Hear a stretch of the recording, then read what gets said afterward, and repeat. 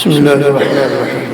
حضرت زید بن واقد رضی اللہ تعالیٰ عنہ حدیث پاک روایت فرماتے ہیں جو بہت طویل ہے، اس کے مختصر چند باتیں وہ حاضر ہیں کہ آپ روایت فرماتے ہیں کہ ایک روز نبی رحمت صلی اللہ تعالیٰ علیہ وسلم نے ارشاد فرمایا کہ قرب قیامت یعنی قیامت کے قریب یعنی قیامت آنے کی نشانیاں اور اس کی کچھ علامتیں وہ بتائیے۔ اور وہ یہ سب سے پہلے انہوں نے بتایا کہ لوگ نماز ضائع کرنے لگیں گے۔ جو پہلی نشانی بتائی ہے وہ نماز کو ضائع کرنے لگیں گے۔ نماز ضائع کرنے کے تعلق سے ایک تو یہ کہ نماز بالکل پڑھیں گے ہی نہیں، اور دوسری یہ کہ نماز پڑھیں گے تو لیکن اس کے قواعد و ضوابط اور اس کے مسائل کے ساتھ نہیں پڑھیں گے۔ نماز پڑھیں گے لیکن نماز کے جو مسائل ہیں اس کی جانکاری نہ ہونے کی بنیاد پر بہت سارے نمازیوں کی نمازیں ہوں گی نہیں، تو یہ ضائع ہونا۔ اچھا، آج اگر اس بات کو دیکھا جائے، ایک جائزہ لیا جائے سری طور پر، تو تقریباً 25 سے 30% لوگ نماز پڑھتے ہیں، اور 70 سے 75% لوگ آج بھی 5 وقتہ نماز نہیں پڑھتے۔ عام طور پر لوگوں سے مراد آپ تمام مومنین و مومنات کو لے لیں، مرد و خواتین سب کا اگر جائزہ لیں تو شاید 25% سب نکلیں، اور 75% آج بھی لوگ نماز نہیں پڑھتے ہیں۔ صحابہ کرام کی زندگی میں آپ نے پہلے بھی سماعت کیا ہوگا کہ اللہ کے پیارے حبیب صلی اللہ تعالیٰ علیہ وسلم کہ ظاہری حیات طیبہ میں کوئی صحابی بے نمازی نہیں تھے۔ تو ایک دن جب آقا کریم صلی اللہ علیہ وسلم کا جب وصال ہو گیا تو حضرت حذیفہ رضی اللہ تعالیٰ عنہ ایک دن بہت مایوس تھے۔ کسی دوسرے صحابی نے پوچھا کہ کل آپ بہت مایوس رہتے ہیں، تو کہا کہ ہاں، میں ایک چیز دیکھتا ہوں جو آقا کریم صلی اللہ علیہ وسلم کے حیات ظاہری میں وہ چیز کبھی نہیں دیکھا، لیکن اب میں دیکھنے لگا ہوں۔ تو پوچھا گیا ان سے کہ کیا؟ تو بتایا کہ اب لوگ نماز جان بوجھ کر چھوڑنے لگے ہیں۔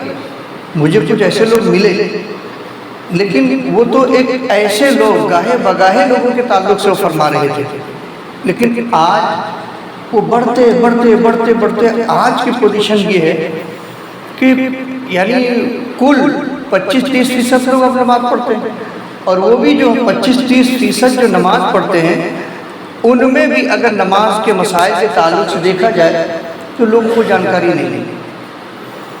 ابھی 4-5 روز پہلے کی بات ہے، ایک صاحب کہیں سے آئے تھے تو انہوں نے عشاء کی نماز یہاں پڑھی اور تراویح پڑھ کے گئے۔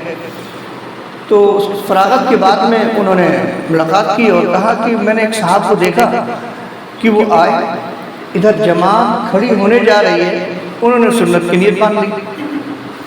اب وہ سنت پڑھے جب تک کہ 2 رکعت نماز یعنی ہو گئی جماعت کی، فرض 2 رکعت ہو گئی۔ اب وہ شخص سنت پڑھے، پھر 2 رکعت کے بعد میں وہ جماعت میں شامل ہوئے۔ اب ظاہر سی بات ہے کہ اس شخص کو جانکاری نہیں، انہوں نے جان بوجھ کر 2 رکعت ضائع کر دیا۔ عشاء میں سنت غیر مؤکدہ ہے۔ اب پتہ چلا کہ انہیں جماعت جب کھڑی ہو رہی ہے تو انہیں جماعت میں شامل ہونا چاہیے تھا۔ اب اس میں بہت سارے لوگوں کو یہ مسئلہ معلوم ہے، لیکن ایسا لگتا ہے کہ ابھی بھی بہت سارے لوگوں کو نہیں پتہ ہے۔ اچھا، اس سے کیا ہے کہ اس سے معلوم ہے کہ کچھ ایسے بھی لوگ ہیں جو صرف رمضان میں تشریف لائے ہیں۔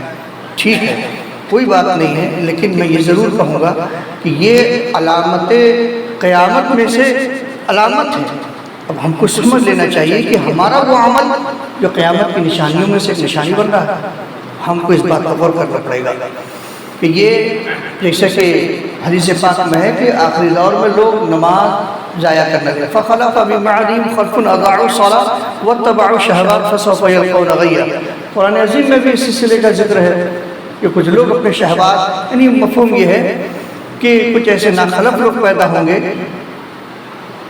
بعد میں کہ وہ جان بوجھ کر نماز چھوڑ دیں گے اور اپنے نفسانی خواہشات کی تکمیل میں لگ جائیں گے، اپنے شوق ذوق میں لگ جائیں گے، نماز کو ضائع کر دیں گے۔ حضرات گرامی، یہ قیامت کی نشانیوں میں ایک نشانی ہے۔ پھر اس کے بعد میں ارشاد فرمایا، ویسے تفصیل تو بہت ہے لیکن پھر ارشاد فرمایا کہ لوگ خیانت کریں گے، امانت میں خیانت کریں گے۔ تو اس سلسلے میں اس کی وضاحت جو محدثین نے فرمائی ہے تو وہ یہ کہ امانت میں خیانت کا مطلب یہ ہے، اس کی 3 قسمیں بتائی ہیں۔ پہلی قسم یہ کہ اللہ تبارک و تعالیٰ نے جو احکامات ہمیں عطا فرمائے ہیں وہ امانت ہے، اور اس امانت میں ہم خیانت کر رہے ہیں۔ یہ بہت بڑی نشانی۔ رب نے فرمایا نماز پڑھو، ہم اس میں کوتاہی کرتے ہیں۔ رب نے فرمایا علم حاصل کرو، ہم اس میں کوتاہی کرتے ہیں۔ رب نے فرمایا کہ رمضان ملے تو روزہ رکھو، اس میں ہم کوتاہی کرتے ہیں۔ زکوٰۃ دینے لائق ہو زکوٰۃ دو، ہم کوتاہی کر جاتے ہیں۔ اسی طرح جو احکامات خداوندی ہیں اس میں وہ بھی ہمارے پاس ایک امانت ہے، ہم کیا کرتے ہیں اس میں بھی خیانت کرتے ہیں، اس کو ادا نہیں کرتے۔ امانت کی دوسری قسم بتائی وہ یہ کہ ایک انسانی جسمانی طور پر وہ امانت پر خیانت کرتا ہے۔ وہ کیا کہ مثلا یہی کہ جھوٹ نہیں بولنا ہے، بول رہا ہے، امانت میں خیانت۔ چغلی نہیں کرنی ہے، کر رہا ہے، امانت میں خیانت۔ غیبت نہیں کرنی ہے، کر رہا ہے، امانت میں خیانت۔ اسی طرح جو ہمارے اور دیگر عملیات ہیں یہ امانت میں خیانت۔ اور تیسری قسم یہ بتائی کہ وہ جو ہم سمجھتے ہیں کسی شخص نے ہم کو امین جان کر ہمارے پاس کچھ امانت رکھ دی ہے اور ہم اس پر خیانت کر جائیں، یہ تیسری قسم بتائی گئی۔ یہ بھی قیامت کی نشانیوں میں نشانی ہے۔ سود خوری کے تعلق سے بتایا گیا، اس میں بھی کہ عام طور پہ لوگ سود کھانے لگیں گے۔ اچھا آج جو بیاج اور سود کا جو مسئلہ آ گیا ہے تو اس میں بہت سارے لوگ چونکہ اب جیسے جیسے وقت گزر رہا ہے یہ بھی قیامت کی نشانیوں میں ایک نشانی فرمائی ہے کہ لوگ مالدار ہونے لگیں گے، اب پیسے کوئی فراوانی ہونے لگی ہے، لوگوں کے پاس پیسے آنے لگے گے۔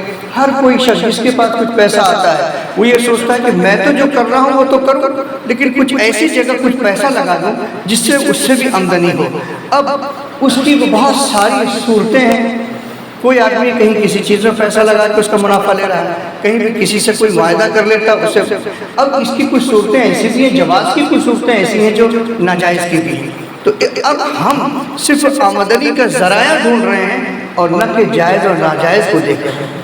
تو سود کہاں پر بیاج بن رہا ہے وہ ہمیں غور نہیں کر پا رہے ہیں۔ اور اس کے علاوہ آج بھی بہت سارے ایسے لوگ ہیں جو بیاج پہ پیسے چلاتے ہیں لیکن کوئی ان کو ٹوکنے والا نہیں، کوئی ان کو کچھ کہنے والا نہیں، نڈر ہو کر چاہے اب یہ کیا چیز ہے، کوئی جوا کھلوا رہا ہے اپنے گھر میں، کوئی سٹہ کھلوا رہا ہے اپنے گھر میں، کوئی اور دیگر کسی یعنی آمدنی کی جو کچھ اور چیزیں ہیں وہ سب کروا رہا ہے لیکن کوئی کہنے والا ہے، کوئی کہنے والا نہیں۔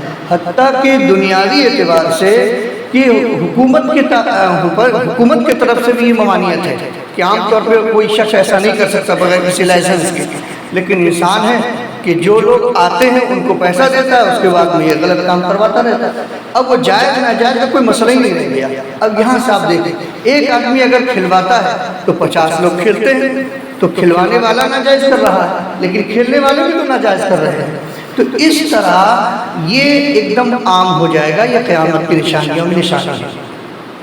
اسی طرح رشوت خوری، اس کے تعلق سے فرمایا گیا یہ قیامت کے قریب یہ بھی عام ہے۔ آپ دیکھ لیجیے اب کوئی کام، زیادہ تر کام بغیر رشوت کے اپنے بن رہے ہیں، کہیں پر یعنی مسئولی طور پر اور کہیں پر مجبوری طور پر، لیکن اب یہ بھی عام ہوتا جا رہا ہے۔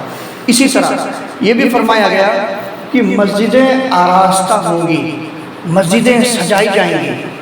آج مسجدیں سجائی جا رہی ہیں، قرآن کریم سونے اور چاندی کے ذریعے سے اس کو سجایا جائے گا اور سونے اور چاندی کے بکسے بنائے جا رہے ہیں۔ اب اس میں قرآن کریم کو رکھا جا رہا ہے۔ اب یہ جو رکھا جا رہا ہے یہ ناجائز کی صورت نہیں، یہ یاد رکھیے گا، لیکن ایک نشانی بتائی گئی ہے۔ مسجدوں کو آراستہ کرنا، اسے سجانا، اسے مزین کرنا یہ ناجائز نہیں، لیکن قیامت کی نشانیوں میں نشانی بتائی گئی ہے۔ لوگ آنے والے وقت میں قرب قیامت لوگ اپنی اپنی مسجدوں پر فخر کریں گے، آج آپ دیکھ لیجئے فخر کر ہمارے محلے کی مسجد آپ دیکھ لیجئے چل کے کتنی شاندار بنی ہے. یہ جو سجانا بجانا یہ تمام چیزیں یہ سب اب یہ ہو رہا ہے.